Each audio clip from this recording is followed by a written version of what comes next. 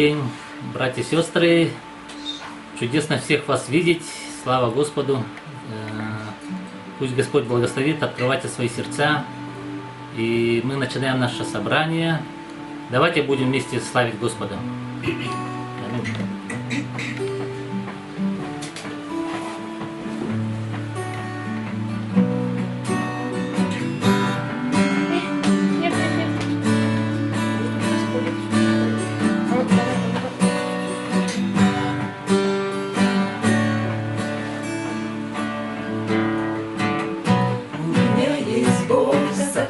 Меня похожим на себя. У меня есть Бог, который может все, здесь всегда. Он любит радовать меня, Он любит удивлять меня, Он любит каждый день все новое творить. Он любит всех людей, Он любит и тебя. Он разрешает делать все, но кроме греха наш Бог благ и милостив, наш Бог всемогущий. Господь творит все, что хочет, на небе и на земле. Наш Бог благ и милостив, наш Бог всемогущий. Господь творит все, что хочет, на небе и на земле. Скажи, у меня есть Бог. У меня есть Бог, сотворивший меня, похожим на себя. У меня есть Бог, который может все, и здесь всегда. Он любит радовать меня, Он любит удивлять меня, Он любит каждый день все новое творить. Он любит всех людей, Он любит и тебя. Он разрешает делать все, но кроме греха наш Бог благ и милостив, наш Бог всемогущий. Господь творит все, что хочет, на небе и на земле. Скажи, у меня есть Бог, наш Бог благ и милостив, наш Бог всемогущий, всемогущий Бог. Господь творит все, что хочет, на небе и на земле. У меня есть Бог, сотворивший меня, похожим на себя. У меня есть Бог, который может все, и здесь всегда. Он любит радовать меня, Он любит удивлять меня, Он любит каждый день все новое творить. Он любит всех людей, Он любит и тебя. Он разрешает делать все, но кроме греха наш Бог благ и милостив, наш Бог всемогущий. Господь творит все, что хочет, на небе и на земле. Наш Бог благ и милостив, наш Бог всемогущий. Господь творит все, что хочет, на небе и на земле. Скажи, у тебя есть Бог. У тебя есть Бог, сотворивший тебя, похожим на себя. Ты веришь в это? У тебя есть Бог, который может все, и здесь всегда. Он любит радовать тебя, Он любит радовать тебя, Он любит удивлять тебя, Он любит каждый день все новое творить. Он любит всех людей, Он любит и тебя. Он разрешает делать все, но кроме греха наш Бог благ и милостив, наш Бог всемогущий, всемогущий Бог. Господь творит все, что хочет, на небе и на земле. Наш Бог благ и милостив, наш Бог всемогущий. Господь творит все, что хочет, на небе и на земле. Что хочет, на небе и на земле. Хочет, на небе и на земле. Творит все, что хочет, на небе и на земле. Аллилуйя! Жертва Иисуса Христа, я спасен от огня. ранами Иисуса Христа я исцелен, нет сомнения. Кровью Иисуса Христа я омыт от греха. Через смерть Иисуса Христа мне дана жизнь вечная. Жертва Иисуса Христа я спасен от огня. Ранами Иисуса Христа я исцелен, нет сомнения. Кровью Иисуса Христа я омыт от греха. И через смерть Иисуса Христа мне дана жизнь вечная. Благослови, душа моя, Господа. И вся внутренность моя, святое имя Его. Благослови, душа моя, Господа. И не забывай все благодеяния Его. Жертва Иисуса, жертва Иисуса Христа, я спасен от огня. Ранами Иисуса Христа я исцелен, нет сомнения. Кровью Иисуса Христа я омыт от греха. И через смерть Иисуса Христа мне дана жизнь вечная. Благослови, душа моя, Господа. Господа, вся внутренность моя, святое имя Его. Благослови, благослови, душа моя, Господа. И не забывай все благодеяния Его. Благослови, благослови, душа моя, Господа. И вся внутренность моя, святое имя Его.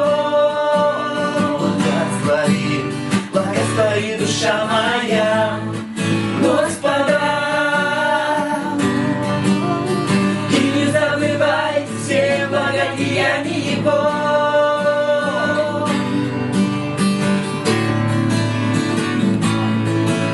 Аллилуйя! Благослови, душа моя, Господа, и не забывай Его благодеяния. Господи, аллилуйя, вся слава Тебе. Явил Голгофскую жертву, кровь святую Твою, жизнь вечную, то, что имя Мое записано на небесах. Скажи, я верю. Я верю в Голгофскую жертву, кровь святую Твою, жизнь вечную, то, что имя Мое записано на небесах. Провозглашай, скажи, я верю, я верю, я верю в Голгофскую жертву, кровь святую Твою, жизнь вечную, то, что имя Мое записано на небесах. Я верю в Голгофскую жертву, кровь святую Твою, жизнь вечную, то, что имя Мое записано на небесах, на небесах, на небесах, на небесах, на небесах, на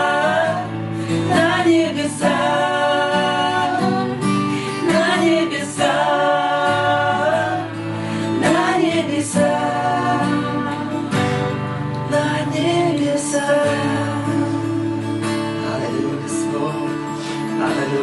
Слава Тебе, Иисус. Аллилуйя, благодарим Тебя, слава.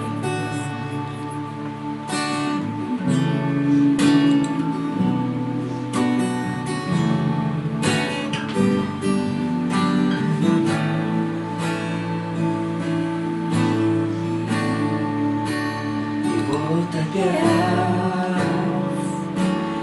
я в Твоих руках, и все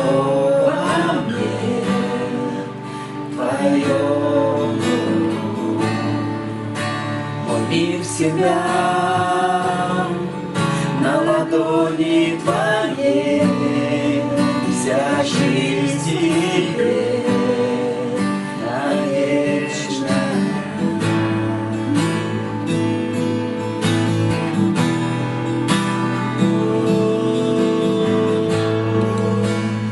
Верю я в тебя, Иисус, принадлежу тебе, Иисус, я живу лишь для тебя, пою лишь для тебя. Верю я в тебя, Иисус, принадлежу тебе, Иисус, я живу лишь для тебя, пою лишь для тебя, я всей душой иду с тобой, иду с тобой,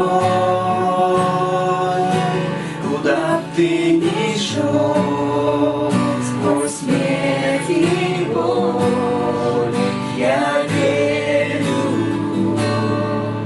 на твоих путях, в обещаниях твоих я буду жить навечно.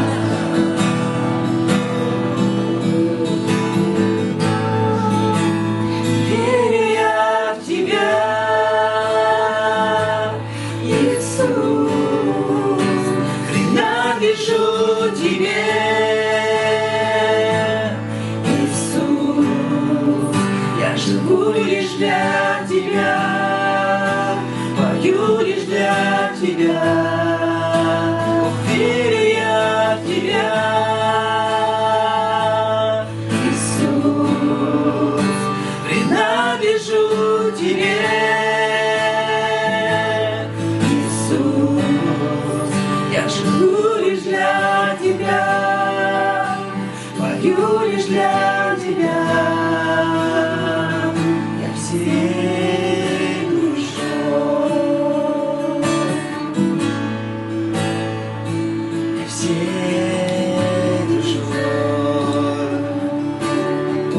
Аллилуйя, Господь. Аллилуйя, мы поклоняемся тебе, Боже, всей душой, Господь, всей крепостью своей. Я поклоняюсь тебе, Боже. Ты святый, святый Бог, всемогущий Господь, вседержитель. О,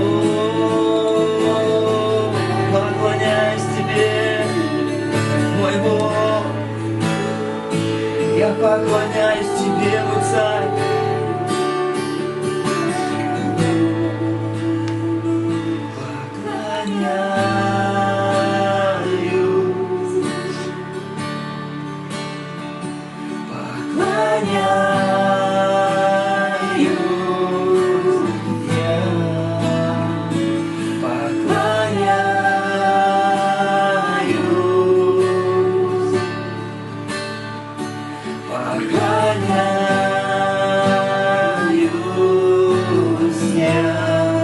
Давайте будем поклоняться. Поклоняюсь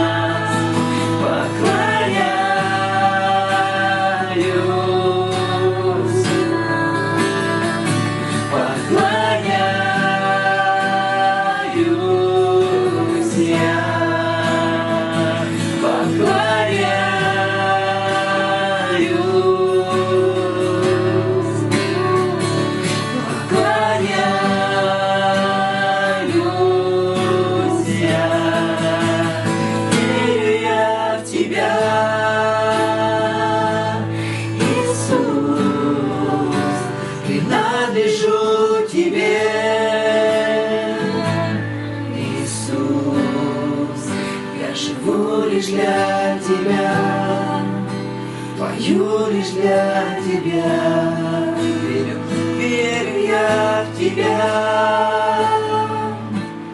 Иисус, принадлежу тебе. Иисус, я живу лишь для тебя, пою лишь для тебя. Я всей душой,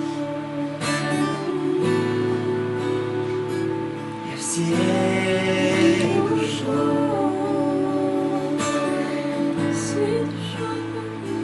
я всей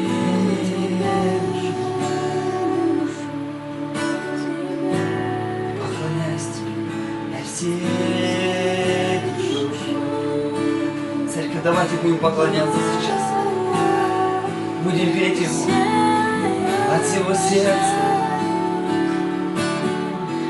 от всего, что есть во мне. Поет моя душа. Аллилуйя. Я всей душой поклоняюсь. Я всей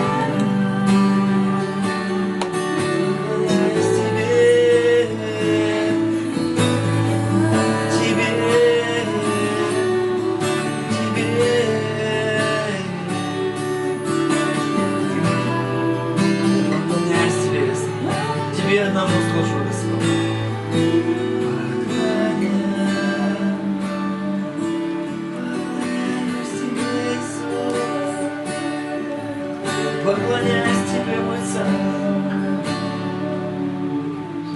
Верю в тебя. Иисус, Иисус, Иисус, Иисус. Я принадлежу тебе, мой Бог.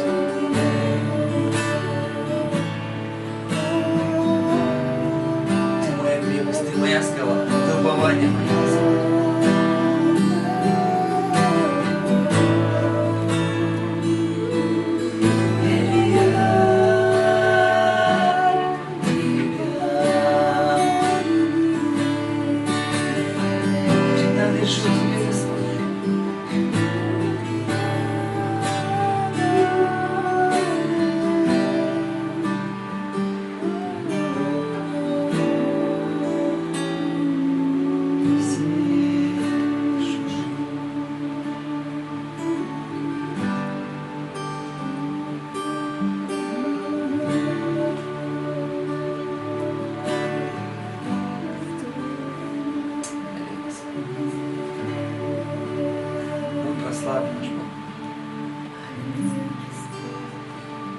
вознесем.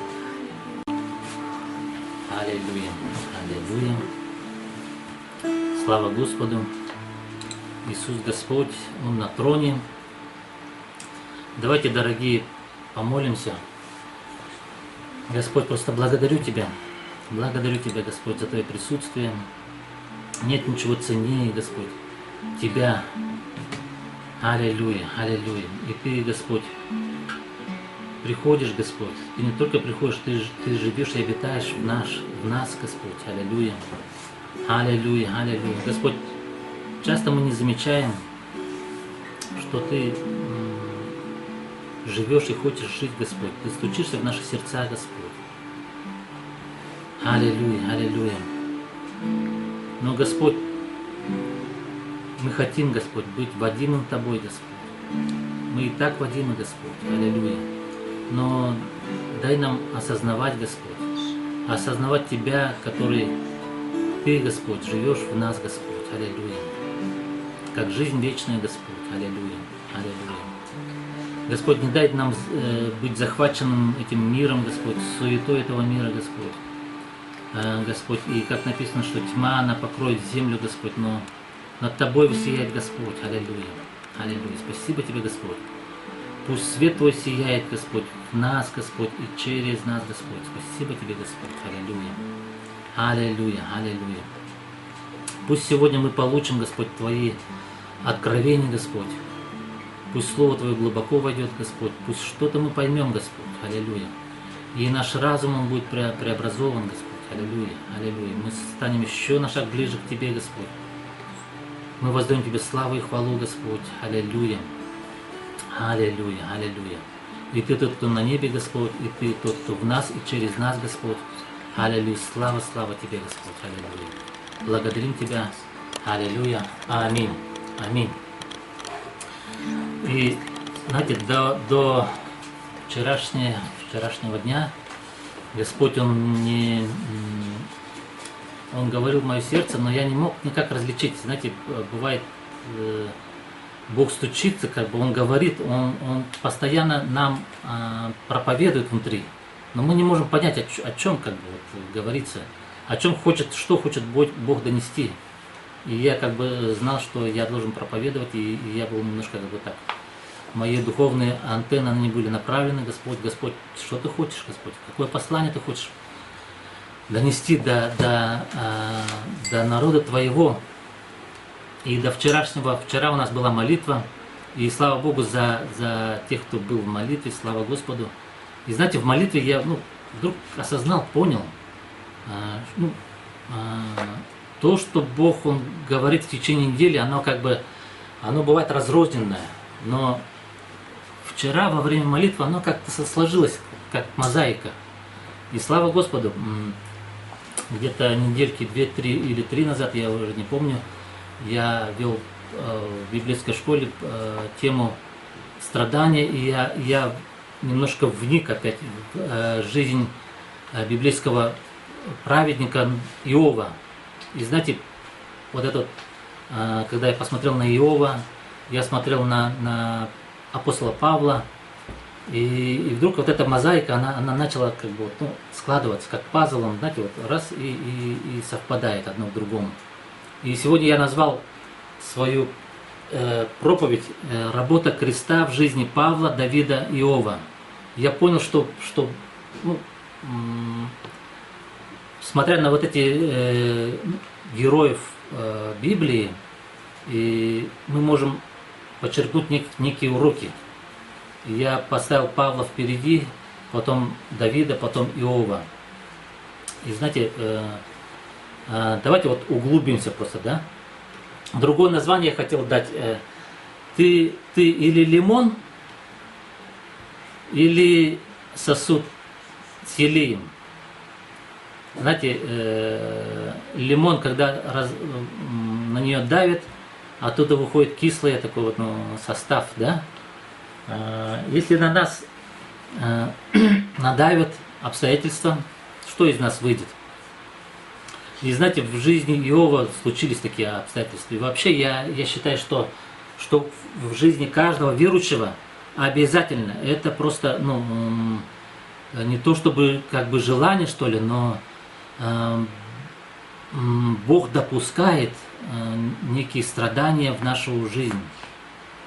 И знаете, Иисус сказал, что те, кто хочет следовать за Ним, если кто хочет следовать за Мной, Он сказал, да, что возьми свой крест и отвергни себя и следуй за Мной. И крест – это и есть страдание. Аминь. Давайте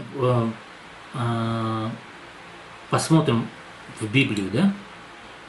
Знаете, откровение в Библии, оно Бог потихоньку, да? Откровение в Библии, оно происходит поступательно. Бог, Он очень кропотливо, что ли, да? Очень поступательно, шаг за шагом Он открывает свой замысел. Знаете, у Бога есть замысел, извечный план, который Он от вечности желает исполнить. И этот план до сих пор не исполнен, но он в процессе, и мы уже почти что на финишной прямой, я думаю, истории вообще извечного плана Божьего. Давайте посмотрим Бытие 1:26, и вы знаете, что Бог сотворил человека по образу и подобию своему, да, и Он сотворил человека как сосуд Божий, и мы есть сосуд Божий. И этот сосуд предназначен для того, чтобы мы содержали Бога как в самих себе, и Бог хочет обитать и жить в наших сердцах, и также быть проявленным через нашу жизнь, через нас. Также посмотрим 1 Колоссянам с 24 стиха. Давайте посмотрим. 1 Колоссянам с 24 стиха. Апостол Павел говорит: «Ныне радуюсь в страданиях моих за вас и восполняя недостаток в плоти моей скорбей Христовых за тело Его, который есть церковь, который сделался я служителем по домостроительству Божьему». Домостроительство в переводе от греческого ойкономия, то есть некое устроение, некий план Бога, то, что Бог хочет исполнить, это вечный план по сердцу Бога. Да?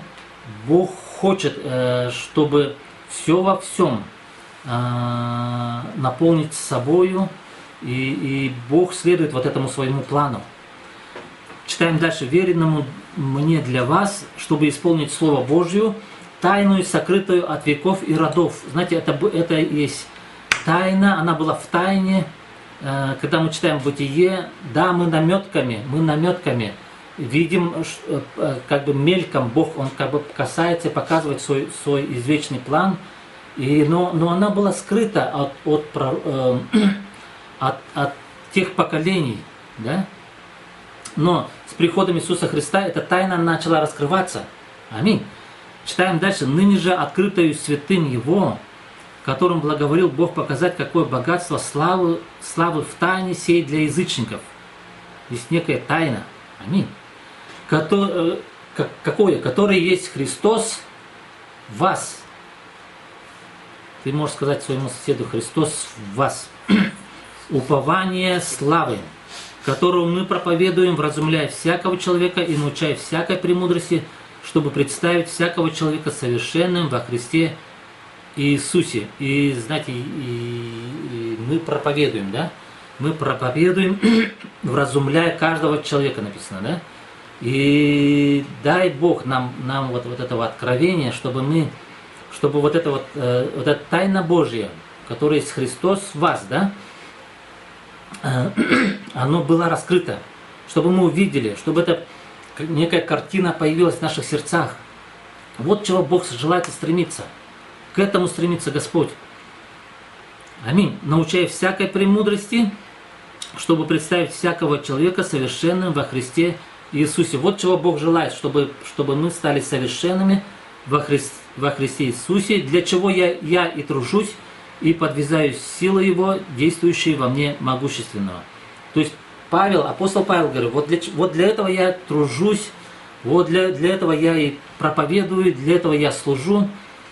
И я вслед за Павлом тоже хотел бы сказать, что вот для этого я и перед вами. Аминь. Чтобы открыть вот эту тайну, сокрытую от веков. который Христос в вас, упование славы, да, и который не только в нас, но и через нас, через нас. Аминь. Давайте посмотрим Бытие, 2 глава, 9 стих, да. Мы видим там написано, Бог, Он сотворил, насадил два дерева, да, древо жизни и древо познания добра и зла. И знаете, с самого начала произошло вот это вот некие две линии, которые идут через всю Библию. И до сих пор эти две линии, они идут по истории. Эти две линии, они могут быть в нас. Аминь. Первая линия от древа жизни, это линия жизни, которая идет через всю Библию. И вторая линия, это линия познания добра и зла. Знаете, есть много религий, да? Есть много философий, и я твердо и четко могу сказать, что эти все религии и философии лежат на линии жизни, на линии познания. На линии жизни это Христос. Христос, Его церковь, Его извечный план. Аминь. В следующем, знаете, Адам и Ева, они родили Авеля и Каина.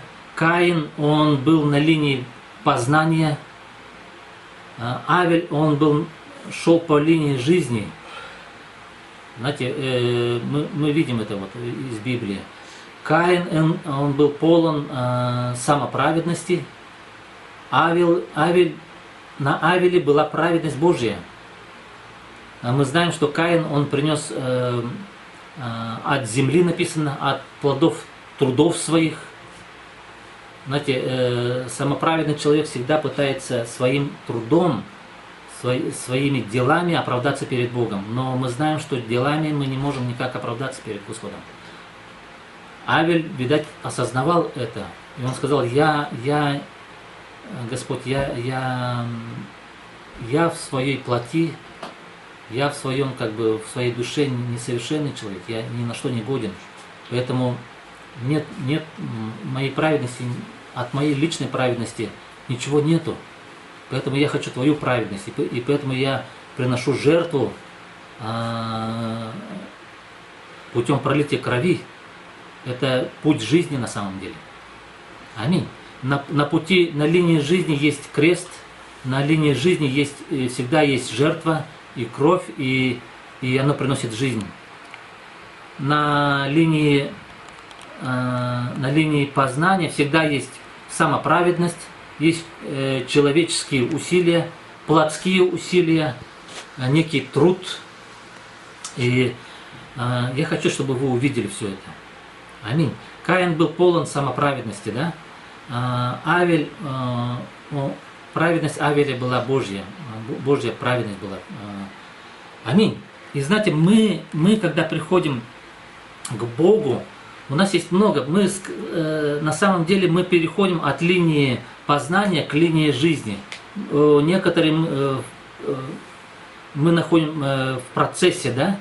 Мы можем наполовину быть на линии познания, мы можем быть наполовину в линии жизни. Аминь. И я хочу, чтобы пришло вот это откровение. Давайте еще раз помолимся. Господь, я прошу Тебя, Господь, чтобы просто пришло это откровение, Господь. Аллилуйя. Дух премудрости откровения. Дух Святой. Дух Святой. Просто открывай наши сердца, Господь. Аллилуйя. Открывай эту тайну, Господь, сокрытую от веков, Господь.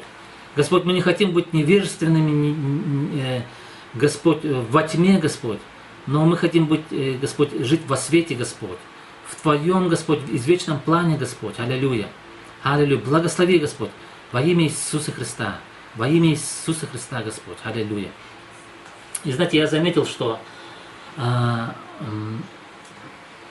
я по своей жизни скажу, да, когда я пришел к Богу, во многом была и самоправедность. У меня были свои усилия, и я своими силами пытался угодить Богу. Да, я призвал Иисуса Христа в свое сердце, и я ощутил вот эту жизнь.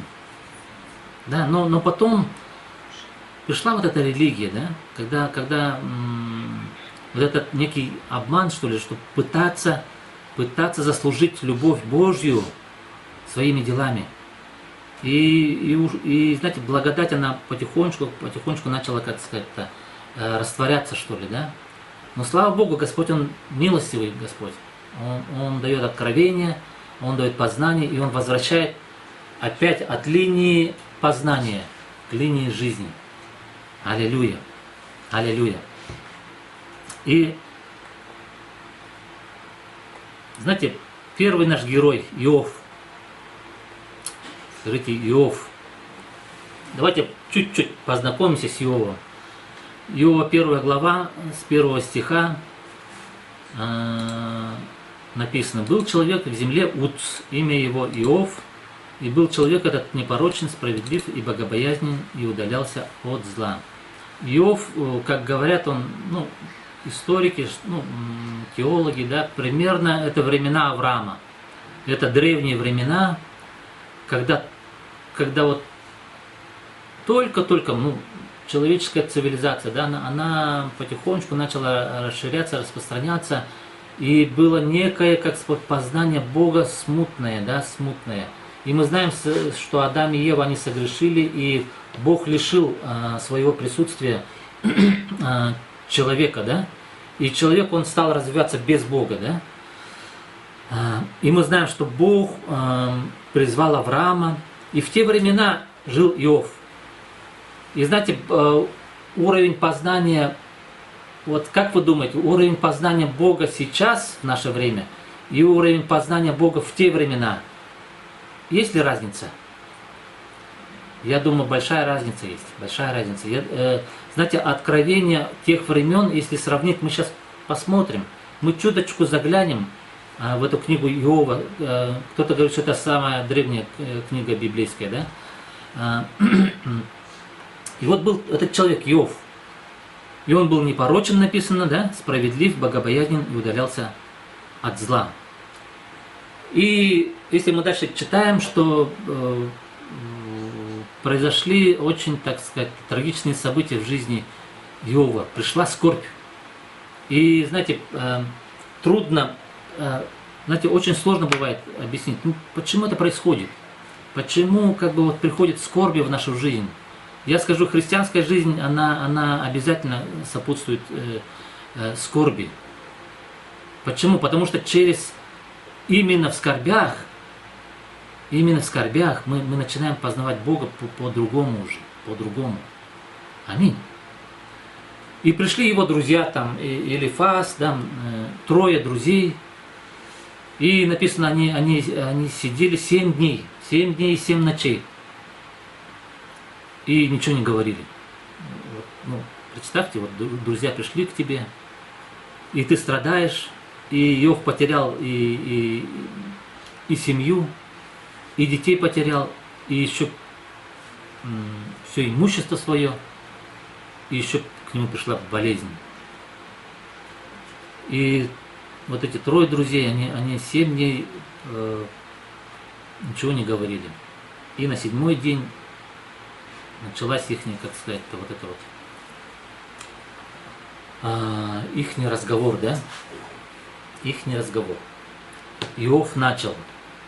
Он начал с первые его слова. Он сказал: проклят тот день, в который я родился.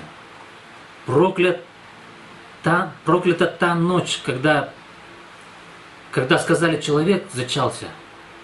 И он начал проклинать, знаете, думаешь, вот это да, вроде бы непорочный же написано, справедлив, богобоязнен, и вот такие слова, как довольно такие, ты не думаешь, от такого человека вот такие слова выйдут. Но знаете, обстоятельства сдавили, обстоятельства пришли сложные, да, и вот это значит, Иов начал изливать вот это свое сердце. И знаете, когда мы начинаем изучать книгу Иова, и мы смотрим, как читаем, как его друзья начали его утешать, пытались его утешать. Но Иов был, он говорил, вы жалкие утешители. Не можете утешить человека, да? И он обвинял их. В какой-то мере он был как бы высокомерным перед своими друзьями. И друзья также ему противостояли. И они говорили, ты, видать, где-то там согрешил. И знаете, это была, как сказать, вот такая вот словесная, ну вот, перепалка, что ли, да? Знаете, когда я первый раз начал читать книгу Иова, думал, вот это да, какие мудрые люди вообще там, ну, какая мудрость, ведь невозможно даже, вот, ну, там много слов, там они еще поэтическим языком начинают там говорить. Как будто это, ну, и книга Иова как бы считается поэтической как бы книгой, да? Но, знаете, анализируя, что ли, да, я пришел к выводу, что откровение, уровень откровений, на которых жили, в котором жил Иов и его 3 друзей, 4, да, оно было на самом деле очень по-детски, так скажем. По-детски. Знаете, если бы, например, Павел, он как бы вот попадал в такие тоже довольно серьезные ситуации страдания. Или мы бы, как христиане, сейчас попали, что бы мы начали делать? Мы бы начали молиться, да? Аминь или не аминь? Мы бы начали молиться. Но, знаете, в книге Иова никто даже не сказал, давайте помолимся. Они даже не помолились там. Они просто начали вот изливать свое сердце. Изливать то, что они думают, то, что они чувствуют. Иов в том числе. Человек, который непорочен, написано, справедлив, богобоязнен и удалялся от зла. Знаете, когда я читал книгу Иова, думал, вот это просто какие-то поэты, философы, очень высоко какие-то мудрые слова. И думал, вот это да, вот книга, которую да, стоит изучать, она полна откровений. Но если мы приглядимся, то там не так уж и много от извечного плана Божьего. Давайте посмотрим Иова 27 главу. Иов 27 глава, 5-6 стих. Что он говорит? «Далек я от того, чтобы признать вас справедливыми». Знаете, он обвинял своих друзей. Да? Он говорил, вы несправедливые. Да? Вы несправедливы. «Доколе не умру, не уступлю непорочности моей». Знаете, немножко это как-то пахнет как самоправедность. Он говорит, я непорочен. Я не, вот как бы вот посмотрите на мою жизнь. Моя жизнь непорочна. И знаете, в Новом Завете, ну вообще как бы человек, который говорит такой, ну, больше похож на самоправедного человека. Крепко держал я правду мою, не отпущу ее. Вот знаете, он крепко держался за свою правду. Знаете, вот я прав. Я прав, и никто не укорит меня, написано, да, не укорит меня сердце мое во все дни мои. Да, как и Бог говорил, что непорочен, да. Знаете, есть, ну, есть очень добрые, хорошие люди. И я бы сказал, что, наверное, Иов такой был хороший человек. Просто вот хороший человек, как человек. Как человек он был хороший, даже, так сказать, без изъяна, да? Но когда пришла вот эта скорбь, да, скорбь, испытание, Иов был полон горечи на самом деле, и досады, и ропота. И он держался за свою праведность, и можно сказать, что он был полон самоправедности. На самом деле Иов, он в каком-то смысле он был выше своих друзей, которые его тоже пытались утешать. Аминь. И можно понять, ну в чем же смысл тогда вообще книги Иова там? Ну да, там есть как бы вот страдания, можно сказать, что это книга страданий, да? И, наверное, Богу было сложно объяснить. На самом деле Бог, он следовал даже в жизни Иова и в те времена своему извечному плану, который я коротко вам сказал, что Бог желал, чтобы человек был сосудом для него, и он содержал бы Бога, и он бы выражал качество Бога через себя. Аминь. Адам и Ева должны были вкусить от древа жизни. И тогда Бог вошел бы внутрь их и был бы жизнью для них. Аминь. Но так как они пошли другим путем, по линии познания, все пошло другим путем. Но Бог не оставлял человека. Вот эта линия жизни, она шла по всей Библии. На этой линии жизни находились Авель, на этой линии жизни находились Моисей, Ной, да? Давид, Самуил. Вот ветхозаветные праведники, они все находились на этой линии жизни. Аминь. С приходом Иисуса Христа, те, кто верует в Иисуса Христа, да, как написано, что все пророки, все пророки говорят о нем, что всякий верующий в него получит прощение грехов именем его. Аминь. Аминь. Знаете, про Иова можно было, наверное, так сказать. Он был хорошим человеком, этичным, он был очень этичным, нравственным и справедливым. Ну, да, чисто как человек, наверное, он безупречный был. Но, знаете, для Божьего плана этого недостаточно. Наверное, Адам и Ева, они тоже были очень этичными, чистыми, да? Непорочными, справедливыми. Но, знаете, Бог как бы хотел сказать Иову: Иов, ты хороший человек, ты правильный человек, ты хороший, ты добрый, ты справедливый, но этого еще недостаточно. И знаете, в нашей христианской жизни этого тоже недостаточно. И поймите правильно, я не проповедую, чтобы быть таким. Будьте чистыми, непорочными, справедливыми и так далее. Но при этом Бог говорит, этого недостаточно. Бог желает обитать в нас и быть нашей жизнью, и чтобы мы выражали Его как свою жизнь. Аминь. Вот это да, это уже то, чего Бог извечно желал. Давайте посмотрим Иова 13 глава, со 2 стиха, да? Иова 13 глава, 2 стих. Некое хвастовство у Иова есть. Сколько знаете вы, знаю и я, не ниже я вас. Ну, Иов, он пытается возвысить себя, да?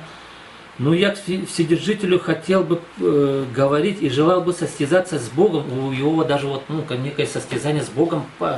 Он хотел состязаться с Богом, соревноваться с Богом, так сказать, да? А вы сплетчики лжи, все вы бесполезные врачи. Ну, достаточно, я думаю, даже этих стихов, чтобы посмотреть, что Иов, он очень далек был от извечного Божьего плана, этой линии жизни. Он в основном жил на линии этого познания, в котором может быть и справедливость, и какие-то моральные качества, да, там этика. Аминь. Еще раз я хочу сказать, не поймите неправильно, я не против этики и морали, но этого недостаточно. Аминь. Нам, как христианам, этого совсем недостаточно. В этом миру полно этики. Все люди пытаются быть этичными и моральными, и нравственными. Все религии об этом проповедуют. Но Христос говорит, этого Я должен быть наполнен вами. Аминь. вернее, Бог хочет, чтобы мы были дополнены им и выражать Его. Вот это да. Вот это то, чего Бог стремится. К этому стремится, что Он хочет, чтобы церковь, она выражала, не может светильник, стоящий наверху горы, он не должен стоять внизу, он должен стоять наверху горы и выражать совершенство призвавшего нас. Аминь или не аминь? Аминь. Давайте посмотрим Иова 19 глава, 25 стих. Да, вроде бы иногда у Иова как бы выскакивали вот такие хорошие выражения, да? Иова 19, 25. Что он пишет? «А я знаю, Искупитель мой жив, и он в последний день восставит из праха распадающуюся кожу мою». Вроде бы он говорит, Искупитель, хорошие слова. Да и аминь. Но знаете, если мы сравним апостола Павла, да? Апостола Павла. Иов говорит, я знаю, Искупитель мой жив. Он на небесах, он жив. И в последний день он восставит из праха распадающуюся кожу мою, да? Но смотрите, посмотрим, как Павел говорит. Галатам 2 глава, 20 стих. Иов говорит, я знаю, Искупитель мой жив. Павел говорит, и уже не я живу, но живет во мне Христос. Аминь. Я что ныне живу во плоти, то живу верою в Сына Божьего, возлюбившего меня и предавшего себя за меня. Знаете, уровень откровения апостола Павла было намного выше на самом деле. Аминь. Он был полностью на линии жизни. Аминь. Знаете, люди неверующие могут, не то что неверующие, вот мирские люди, они могут говорить, да, Бог есть, Он там на небе, могут так говорить. И все-таки не иметь жизни Божьей. И мы видим, как бы Иов, он полностью находился на линии познания. Следующее, знаете, и Бог допустил вот эти страдания. Знаете, на самом деле Бог, Он очень милостив, долготерпелив, и он как добрый отец, Он позволил прийти вот этим неким страданиям. Для чего? Он, знаете, говоря новым языком Нового Завета, крест пришел в жизнь Иова. Крест пришел. И Иисус сказал, возьми свой крест и следуй за мной. Да? А на самом деле, для чего предназначен крест? Он предназначен для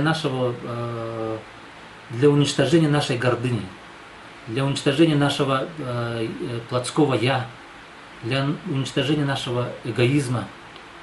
На самом деле, для уничтожения нас с целью какой? Чтобы мы уже не полагались уже на себя, но мы могли сказать, что уже не я живу, но живет во мне Христос.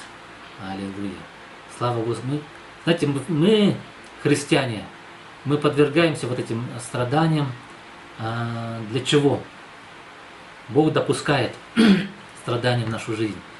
Чтобы в конце концов мы сказали, уже не я живу. Мне надоело жить с собой уже. Вот я уже не могу. Вот все уже. Кончились мои силы, кончились мои душевные способности. Все, даже физически я уже все устал. Устал я жить, пытаться угождать Богу. И тогда Бог говорит, наконец-то я дождался. Когда ты эгоистичный, наконец-то ты умер. Вот теперь я начну состраивать тебя из меня. Аминь. И знаете, когда мы так сдаемся, мы говорим, Господь, лично я в своей личности, я ни на что не способен. Вот тогда Бог говорит, вот сейчас я вкладываю самого себя уже. Аминь. И знаете, конец Иова, он хороший. На самом деле Бог к нему пришел. Иов потом сказал, я вижу тебя, Господь. Я в прахе и пепле раскаиваюсь. Бог весьма добр. Аминь. Он хочет, чтобы извечный план, он исполнился в каждом из нас. Аминь. Посмотрим на Давида. Знаете, Давид, я бы сказал, он один из лучших представителей святых Ветхого Завета. Да? Деяние 13:22 есть такое выражение, что он исполнит все хотения мои, да? Все хотения мои. Он был муж по сердцу Божьему, да, написано, Давид. И уровень откровения Давида был уже выше, намного выше, чем у Иова. И Давид, он говорил, лучше я буду жить один день в Доме Божьем, да, чем 1000 лет в шатрах нечестия. И было откровение о Доме Божьем, это уже очень высокое откровение. Дом Божий. У Иова нет каких-то мыслей про Дом Божий. У Давида там есть. И знаете, мы читаем псалмы, да? Многие псалмы очень возвышенные. Псалом 22. Господь пастырь мой, и ты накрыл трапезу в виду врагов моих. Да? И он покоит меня на злачных пажитях. Это очень возвышенные псалмы, на самом деле. Полны откровения и духовного снабжения, питания. Аминь.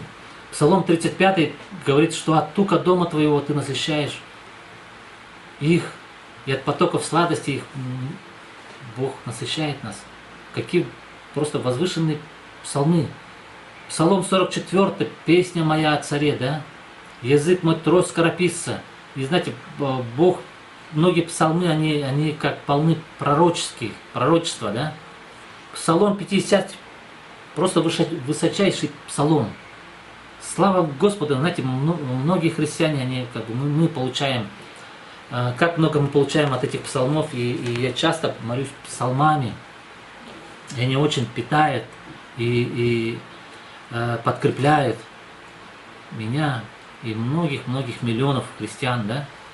Но знаете, я заметил, что, оказывается, некоторые псалмы не такие уж и подкрепляющие. Например, сейчас посмотрим, я приведу некоторые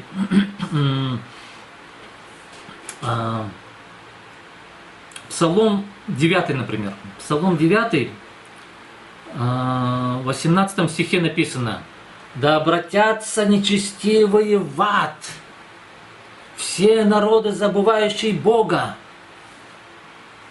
Знаете, если я сейчас начну проповедовать, все народы пойдут, да обратятся они в ад.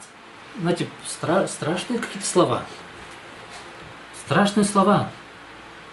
И знаете, тут я вижу и досаду в устах Давида. Он досадовал, он как-то и роптал.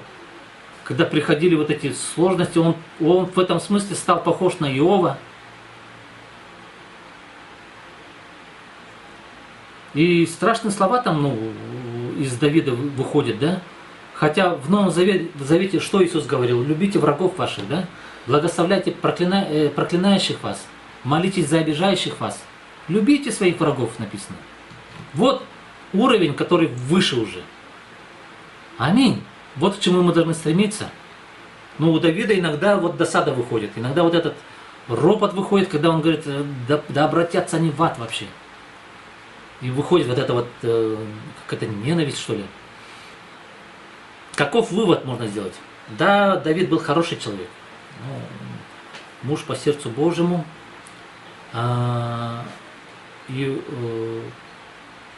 Знаете, но почему, наверное, Бог говорит, он муж все-таки по сердцу, и он исполнит все желания, хотения мои. Потому что я верю в то, что не то, чтобы Давид, он как послушный раб, я все исполню, Господь, все твои повеления, я послушный раб, и делаю все, что ты хочешь. Наверное, знаете, не такого сильного. Вот если бы я был Богом, мне не очень понравилось было бы, если бы сотворил роботов, которые, аминь, я это исполню все твои желания, я как послушный раб все делаю, как ты хочешь. Наверное, не в этом больше суть. Суть в том, что Давид все-таки, он временами был на этой линии жизни. Аминь. Посмотрите псалмы, последние псалмы, да? там полно хвалы и поклонения, это уже очень высоко, на самом деле, высочайшие псалмы, последние псалмы. Да хвалите все народы, хвалите все дышащее, да хвалит Господа. Знаете, первый псалом начинается с закона. И я бы сказал, что просто по закону жить, это все-таки на линии познания. Во втором псалме, ну, наверное, из этого закона он убежал там вообще, и пришли горести в его жизнь. Но последний псалм это полны хвалы. И Давид все-таки как бы вышел из линии познания к линии жизни. Слава Господу. И, наверное, вот поэтому Бог радовался. Он говорил: слава Богу, Давид, ты муж по сердцу моему, потому что ты перешел на другую сферу. Аминь. Знаете, Бог хочет, чтобы мы перешли вот в новую сферу линии жизни. Аминь. Чтобы мы мыслили категориями не то чтобы справедливость. Да, это хорошо и правильно, но этого недостаточно. Чтобы мы вышли из категории там, морали какой-то, читали мораль, так, ты не прав в этом, прав, не прав, справедливо, несправедливо. Бог хочет, чтобы мы мыслили уже категориями жизни. Если я сделаю это, будет ли жизнь больше? Если я поступлю так, будет ли Бог радоваться? И жизни будет больше или меньше? Аминь. На самом деле, если живите по духу, и тогда ты полностью перейдешь в сферу там, где Бог, там, где Дух. Там, где Дух Господень, там свобода и там жизнь. Слава Господу. Слава Богу. Но, знаете, я бы сказал, что у Давида была смесь. Иов в основном жил в сфере познания. Он был полон справедливости. Его категории были такие, как справедливость, этика, мораль, хорошие дела. Вот его категории мыслей. О том, чтобы как наполняться Богом, как своей жизнью, там мало совсем, почти что нету. И не говоря о его друзьях. И поэтому Богу пришлось допустить его суровые испытания, чтобы он перестал, наконец, опираться на свою праведность, опираться на свои дела, на свои жертвы какие-то, да? Бог как бы сказал Иову: Иов, этого недостаточно. Я проведу через эти сложности, чтобы ты перестал оправдывать самого себя. Я твоя праведность. Аминь. Сегодня Христос говорит, что праведность не твоя, я твоя праведность. Господь так говорит. Христос это наша праведность. Аминь. Христос это наша жизнь. Аминь. Давайте, и Давид, по Давиду что я скажу, что Давид, он был и там, и там. Он иногда переходил в сферу познания, иногда он переходил в сферу жизни. Некоторые псалмы очень вдохновенные, некоторые псалмы полны горечи и каких-то досадных вещей, ропота. Поэтому Давид хороший человек, мы можем на него как бы делать пример из него, но то, что где он роптал, это не нам пример. Аминь. Но давайте посмотрим Павла. Апостол Павел, вот это, знаете, очень большой пример я думаю, для всех нас. Если бы меня спросили, кого бы ты стал в пример или кто бы выше, скажем так, духовно, я бы сказал Павел, он намного выше. Знаете, малый в Царстве Божьем больше его написано. Помните Иоанна Крестителя, да, и он приготовил путь Иисусу Христу, и он был высочайший, наверное, тоже в плане морали, в плане этики, он был высочайшего уровня, наверное.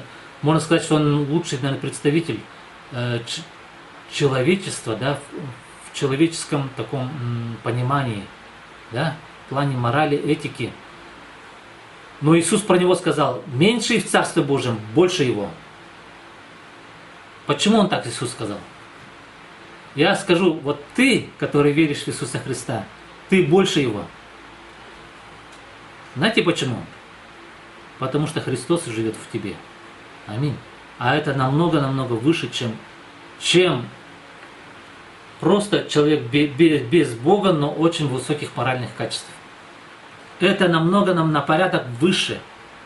Аминь. Поэтому Христос живет в тебе. Осознавай это, верь в это, провозглашай. Просто пусть это запечатлеется в твоем сердце. И теперь Он не просто живет, Он хочет жить через тебя уже. Как Павел говорил, что уже не я живу, но живет Христос во мне. Аминь. Павел. Знаете, когда я читаю Павла, я ни разу не заметил, чтобы он роптал. Я ни разу не заметил, чтобы он где-то там досадовал. Знаете, когда он там... посмотрим, какие страдания Павел переживал. Да? 2 Коринфянам, 11 глава, 23 стиха. Посмотрим. 2 Коринфянам. Павел переживал страдания? Очень переживал. Очень много перенес страданий. И 2 Коринфянам, можно сказать, это книга духовного излияния. Это как мироточение Павла в страданиях. Это мироточение, это очень духовная книга 2 Коринфянам. Если ты хочешь истинно познать, что есть духовность, читай 2 Коринфянам.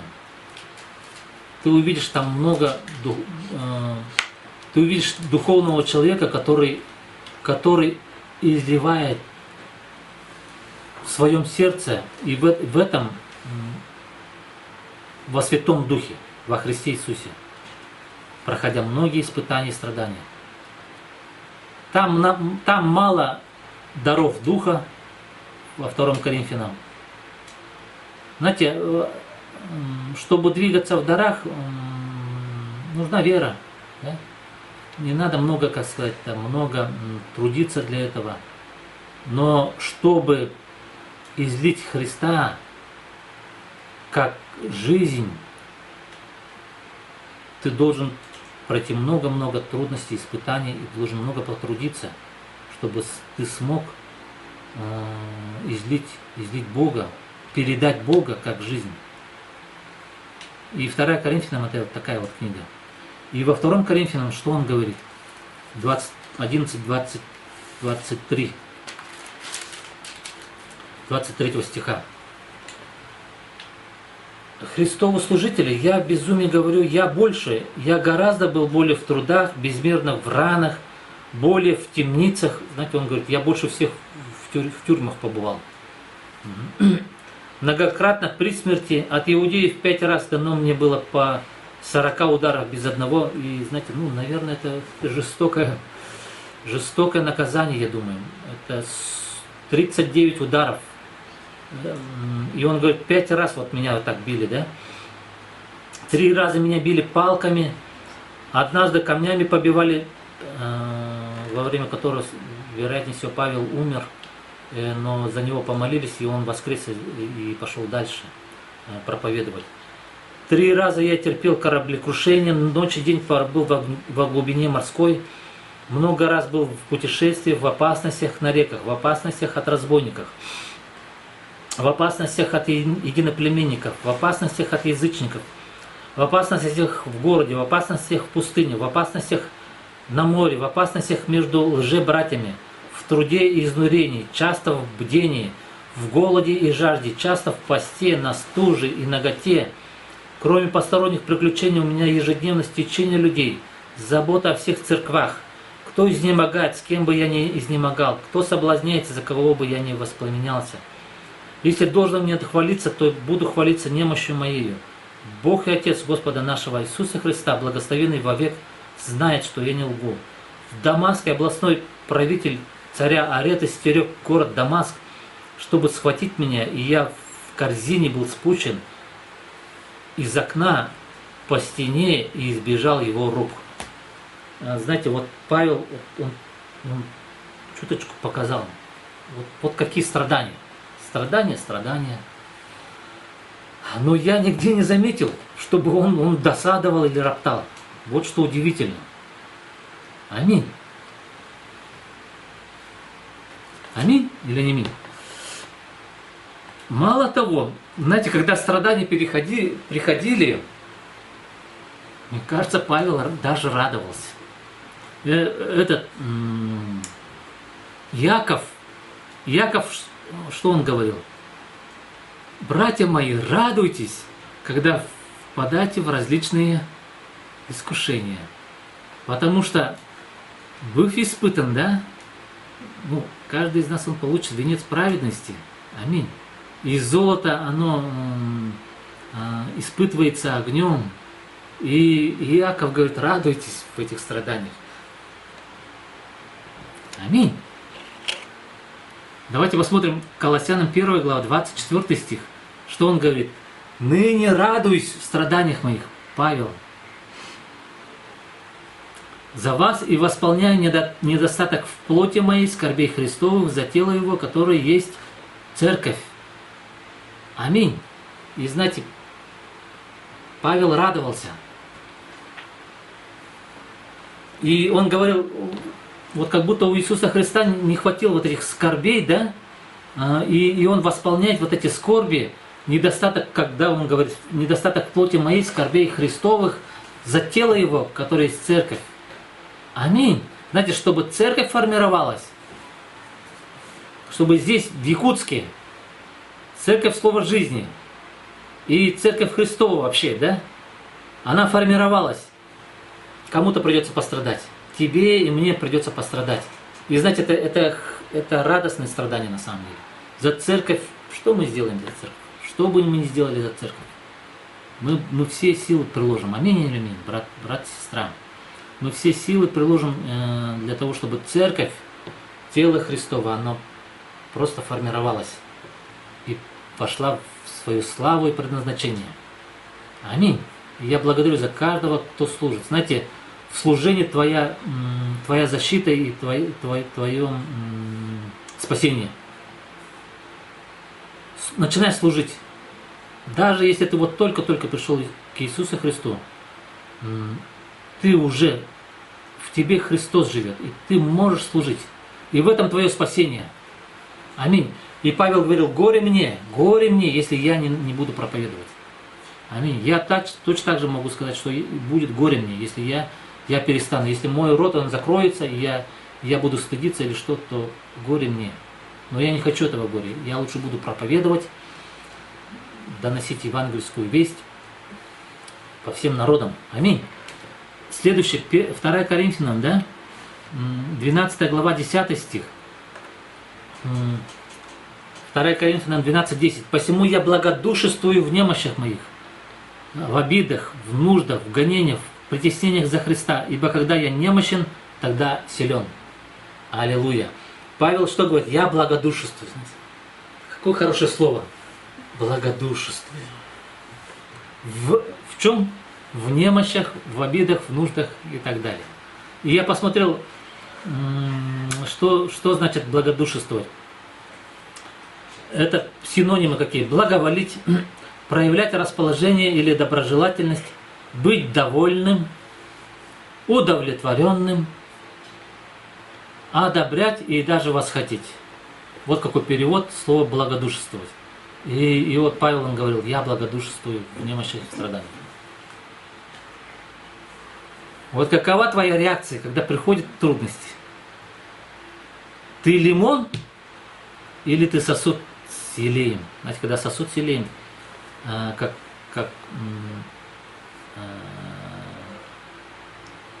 Мария, да? Мария, она разбила этот сосуд, и благоухание пошло вокруг. Аминь. Можно сказать, что, знаете, наш сосуд, он рано или поздно разобьется. Наш сосуд нашей души. Да? Мы пройдем через страдания и скорби. Для чего? Чтобы оттуда вышел не кислятина какая-то вышла. Аминь. Бог не хочет, чтобы мы что-то кислое вышло из нас. А Бог хочет, чтобы ароматы вот этого вот елея, они вышли из тебя, из меня. Аминь. Бог этого хочет. Как это будет, если ты будешь все больше и больше наполняться Богом, да? Если ты будешь преобразовываться в Его образ и подобие, как и вот этот извечный план, ты войдешь в эту линию жизни, которую Бог с самого Эдемского сада желал, чтобы обитать в человеке как жизнь. Тогда ты будешь изливать. Знаете, Павел сказал, я изливаюсь уже. Я уже становлюсь жертвою, я становлюсь вот этим излиянием на эту жертву. Аминь. Я течение совершил, веру сохранил, и теперь готовится мне венец правды. Аминь. И, знаете, послание филиппийцам Павел писал в римской тюрьме. И кто-то говорит, что это самое радостное послание. Я посмотрел, что радость, слово радость больше всех встречается именно в послании филиппийцам. Например, филиппийцам 4:4 он говорит, радуйтесь в Господе и всегда. И еще говорю, радуйтесь. Филиппийцам 4:4. Радуйтесь всегда в Господе. И еще говорю, радуйтесь. Аминь. Аминь или аминь. Аллилуйя. Павел благодушествовал и радовался. Иов роптал и досадовал. Вот ты кто? Ты или Павел, или Иов? Вот просто задай себе вопрос такой. И последнее, что я хочу, знаете, я хочу дать пример такой, да. Знаете, когда фрукты, например, да, фрукты, когда они становятся сладкими? Они становятся сладкими в самом конце. Когда все уже, они уже выросли, да, мы растем. Пока мы только пришли к Господу, знаете, мы как маленький росток. Эта жизнь, она появилась внутри нас, да. Написано, что мы родились от нетленного, да, семени, да, но от нетленного Слова Божьего, да. И пока мы, вот как христиане живем, мы формируемся, и если мы правильно следуем за Господом, то мы возрастаем в познании Господа, как жизни, да. И Бог хочет, чтобы мы не просто росли в познаниях, да, но чтобы мы созрели и принесли плод. Когда мы растем, в самом начале даже незаметно вообще кто такой вообще? Он вообще христианин, не христианин? Вот даже такой вопрос можно задать. Но по мере роста Бог посылает нам испытания даже, да? И мы падаем, и мы встаем, и мы падаем, и мы встаем. В этих испытаниях мы закаляемся и начинаем проходить вот это вот болезненный процесс, да? Болезненный процесс преобразования, да? Когда старая вот наша натура, она умрет, и не надо сопротивляться. Мой совет тебе, просто сдайся. Признай, что мы в самих себе мало на что годны. И когда мы сдадимся, мы скажем, Господь, вот мой крест.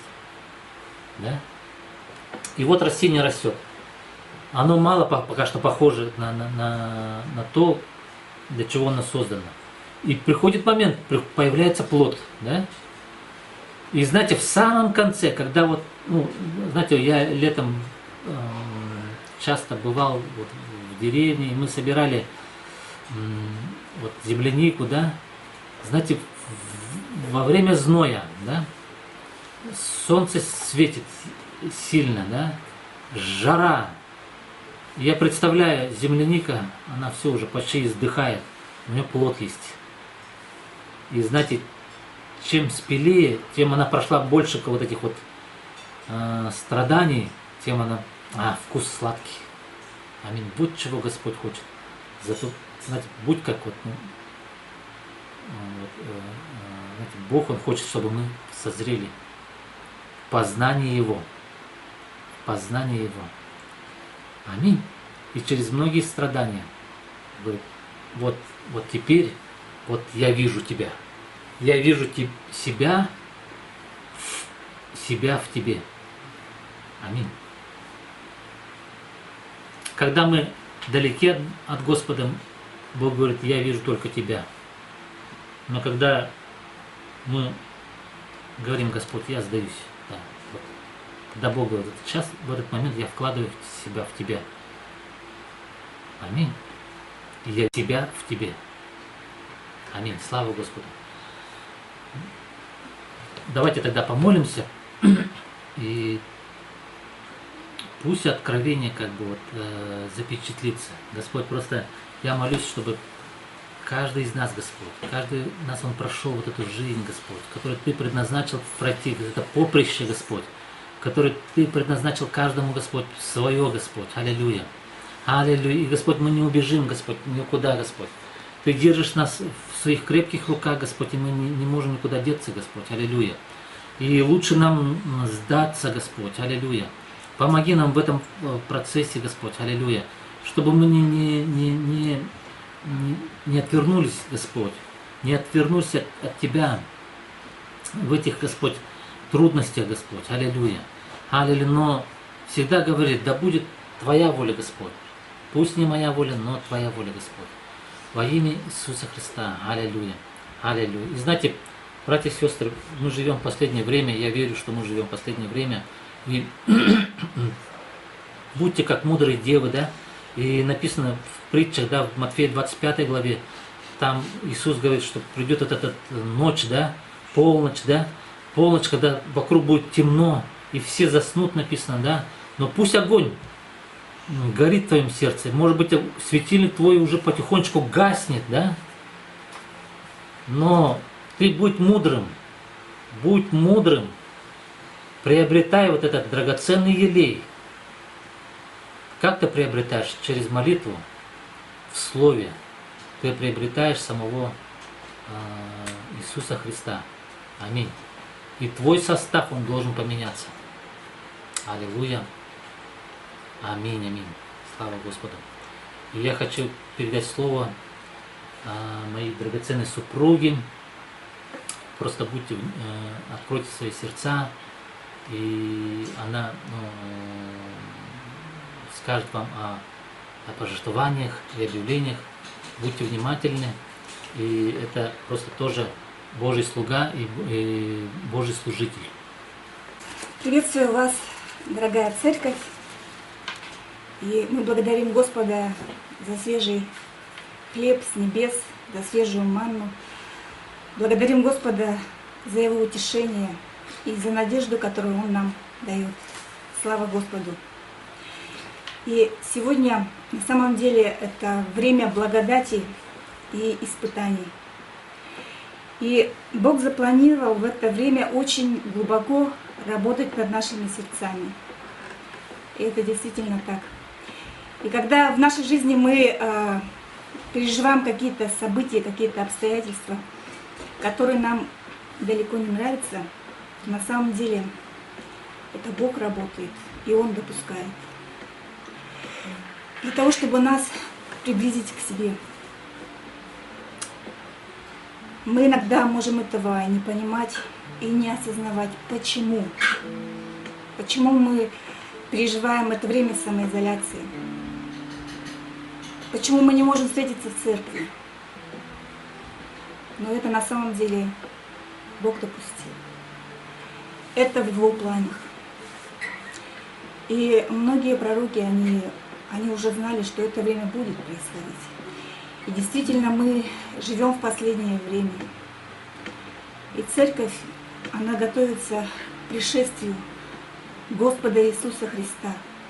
Тогда как мир, сам того не осознавая, он готовится к пришествию Антихриста. Это так.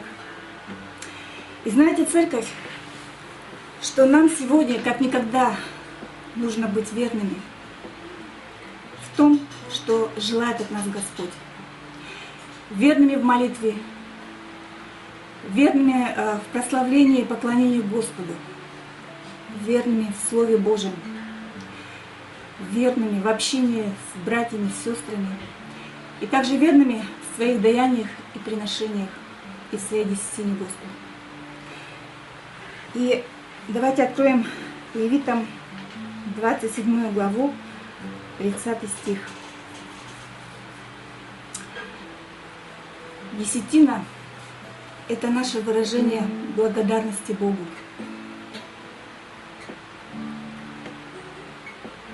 Когда мы возвращаем десятину, то этим самым мы признаем, что все на земле является собственностью Бога.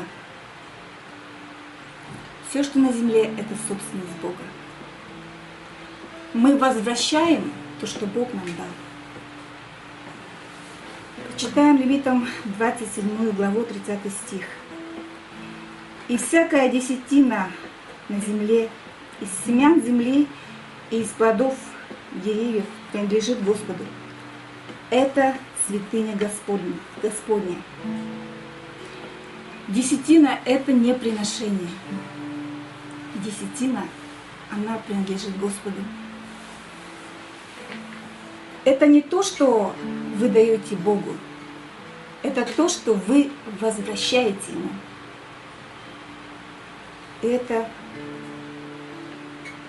принадлежит Господу. Притчи 3 глава 9 стих. «Чти Господа от имения твоего и от начатков всех прибытков твоих». Вот с любого финансового прироста в вашей жизни вы должны отделять десятину. То, что приходит вам от Господа, какое-то благословение, зарплаты, даже пособий детских, весь прибыток вы всегда должны отделять десятину. Это повеление Божие. Это обязанность каждого. Господь говорит, что нужно вернуть то, что принадлежит Господу. И мы также можем помимо десятин приносить приношения. И то, что сверх десятины, это является приношением. Это является семенем. И знаете, что семя, оно дает рост. Если вы хотите роста в ваших финансах, то вы можете давать семя. И нужно это делать обязательно с молитвой. Нужно просить у Господа, сколько Он хочет, чтобы вы могли дать Ему. Обратиться к Нему и спросить. Тогда вы получите ответ. И тогда быть послушными тому, что Бог говорит вам. И на самом деле мы в завете с Богом, мы всегда должны помнить об этом, что мы в завете с Ним. И наша обязанность хранить верность и послушание Богу, Его Слову. И тогда мы можем быть каналом для того, чтобы быть благословением даже для всего мира. Это на самом деле так. И слава Богу за это. Бытие 22 глава, 18 стих. «И благословятся в семени твоем все народы земли за то, что ты послушался гласа моего». Аминь. Это на самом деле здорово. И сейчас перед вами на экранах появятся реквизиты, куда вы можете пожертвовать свои десятины, свои приношения. И пусть Бог благословит вас. Знаете, дорогая церковь, вы можете быть активны не только в это воскресное собрание, но и в течение всей недели. Знаете, что по понедельникам совершается молитва за детей. Знаете, это очень важно, молиться за детей. Поэтому с 18:00 всегда совершается молитва. Вы можете присоединяться в Zoom за молитву за ваших детей. И по средам проходит общение в домашних группах. Если вы до сих пор не являетесь членом домашней группы, то я ободряю вас, чтобы вы присоединились. Это на самом деле чудесная возможность общаться с нашими братьями и сестрами. Это большое благословение. Соединяйтесь. И придет время, когда вы будете встречаться уже вживую, потому что это не навсегда, такое общение в Zoom. И в субботу есть также молитвенное служение, которое проходит с 10 до 12. Это также замечательная возможность служить Богу своими молитвами. Потому что именно в молитве рождаются те духовные победы, которые мы встречаем в своей жизни, в жизни церкви. Мы хотим, чтобы церковь она была победительницей. Поэтому присоединяйтесь к молитвам святых. И мы ждем также вас в воскресенье. Благодарим каждого, кто сегодня был с нами. Мы были действительно благословлены тем, что сегодня Бог дал нам. Слава Богу. И знаете, не смотрите на свою немощь, не смотрите на свою плоть. Обратите свой взор на Господа Иисуса Христа, потому что только Он совершенный. И вся слава принадлежит только Ему. Вся наша надежда на Него, все наше упование на Него. Мы благословляем вас, любим вас. И на самом деле церковь — это такая сила здесь на земле. Слава Иисусу! И мы сейчас прославим того, кто достоин хвалы и поклонения. Аллилуйя! Братья и сестры, сейчас вы знаете, что наши пастора, они уезжают в отпуск, да? И давайте просто благословим как церковь, помолимся за них и также помолимся за семью Кузнецовых, они тоже куда-то уезжают. И вот просьба вот такая молиться. Давайте сейчас все помолимся, согласимся и благословим, да? Во имя Иисуса. Господь, мы молимся. Благослови, Господь, во имя Иисуса Христа, Господь. Аллилуйя. Всю эту поездку, Господь. Пусть Твоя рука, Господь, будет во всем, везде, Господь. Во имя Иисуса Христа, Господь. Твоя защита, Господь. О, Твое просто благоволение, Твое водительство, Господь. Во имя Иисуса Христа, Господь. Аллилуйя. Аллилуйя. Где бы они ни были, Господь, пусть Ты защищаешь, Господь. Аллилуйя. Во имя Иисуса Христа. И Ты, Господь, просто действуешь во имя Иисуса Христа, Господь. Аллилуйя. Аллилуйя. Говори, направляй. И также Ты учи, Господь. И просто пусть Твое благословение будет, Господь, во имя Иисуса Христа, Господь. Аллилуйя. Аллилуйя. Благослови. Пусть будут и финансы, и обеспечение, Господь. Аллилуйя. Во всем этом времени, Господь, во имя Иисуса, Господь. Аллилуйя, аллилуйя. О, аллилуйя. Господь Иисус, мы призываем Тебя. Аллилуйя. Твое имя, оно как спасение для нас, Господь. Аллилуйя. Ты тот, кто спасаешь, Господь. Аллилуйя. Аллилуйя. Защити, Господь, защити. О, во имя Иисуса Христа, Господь. Аллилуйя. Аллилуйя, аллилуйя. Пусть это будет хорошее время, Господь. Особенно в духе, Господь. Аллилуйя. Чтобы дух назидался, Господь. Аллилуйя. Даже если, Господь, далеки, Господь, от церкви, Господь, но мы близки в духе, Господь. Аллилуйя. Аллилуйя. Пусть это не прерывается, это общение, Господь, друг с другом и с Тобой, Господь, во имя Иисуса Христа, Господь. Пусть Твоя благодать, Господь, она ведет, Господь, направляет и наполняет во имя Иисуса Христа, Господь. Аллилуйя. Аллилуйя, аллилуйя. Иисус, Иисус, и вся слава Тебе, Господь. И также мы благословляем семью Кузнецова, Господь. Ты тоже, Господь, веди, руководи, Господь. Направляй. О, аллилуйя, аллилуйя. Обеспечивай, Господь. Назидай и созидай, Господь. Аллилуйя. Иисус, Иисус, проявись, Господь. О, во имя Иисуса Христа, Господь. Аллилуйя. Мы благословляем и просто приносим перед Тобой, Господь, эти семьи, Господь. О, перед Тобой, Господь. Аллилуйя. Аллилуйя. Мы, как церковь, благословляем во имя Иисуса Христа, Господь. Пусть это будет хорошее время, Господь. Аллилуйя. Аллилуйя. И благослови церковь Твою, Господь. Здесь, когда мы, Господь, будем собираться и славить Тебя, Господь. Также, Господь, во имя Иисуса, Отец. Аллилуйя. Аллилуйя. Мы расстаемся, Господь, физически, Господь, но в духе мы одно, Господь. Аллилуйя. Вся слава Тебе, Господь. Аллилуйя. Аминь. Давайте тогда сейчас помолим и прославим нашего Господа. Аллилуйя.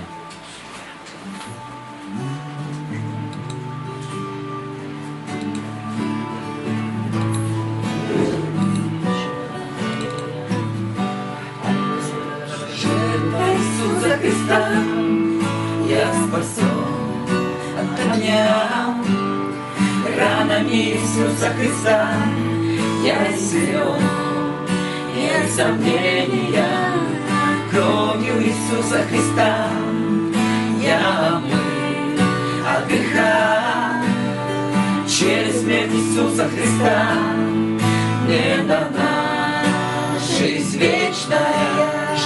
Жертва Иисуса Христа, я спасен от огня.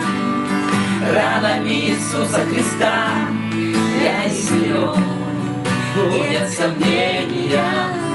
Кровью Иисуса Христа я омыт от греха.